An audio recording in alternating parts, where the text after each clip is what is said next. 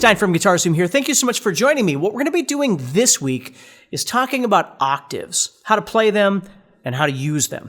So the first thing we're going to do here is just discuss what is an octave.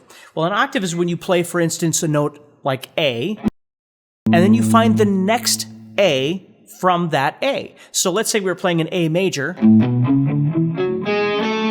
This is A, and so is this. Or if I was playing A minor,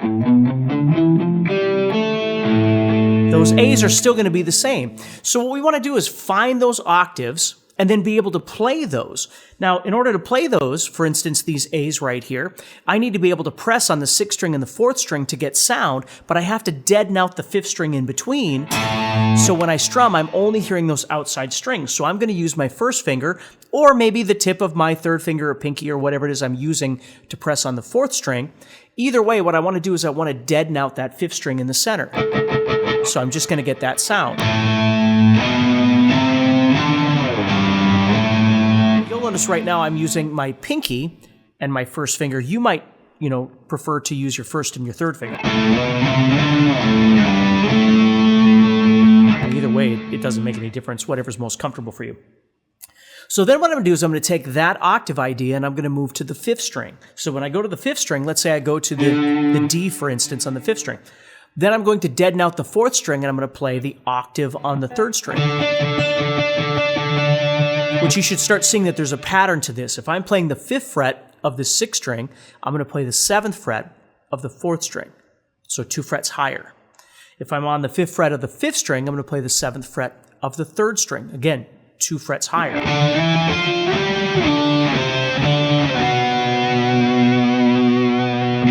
Okay?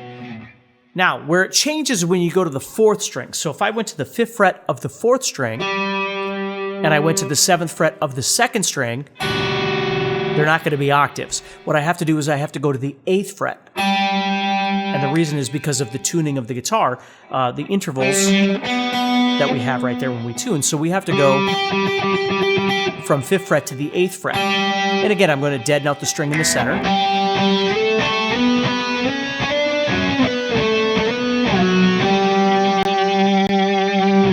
And then I can do the same thing going from the 3rd string to the 1st string.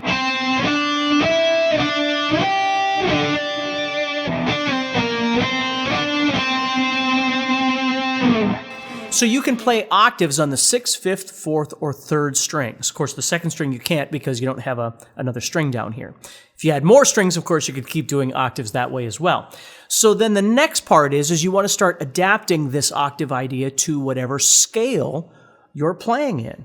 So for instance, if you were in the key of E minor or G major, and you wanted to do stuff on the 5th string, you would want to know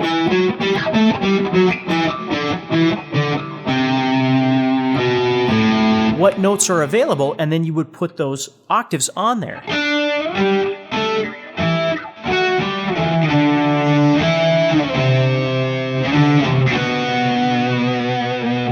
And you could play anything you want. So if it was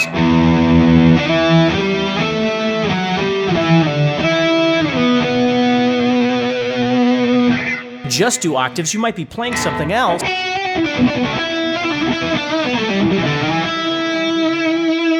Feel like you want to drop into an octave and come back out of it again.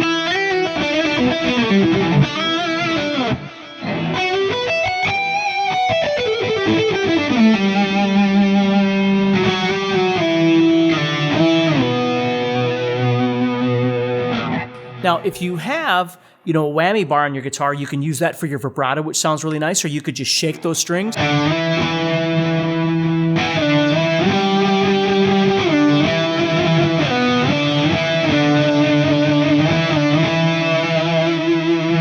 It sounds kind of cool. And then what I like to do a lot with my octaves too is I'll use that whammy bar there.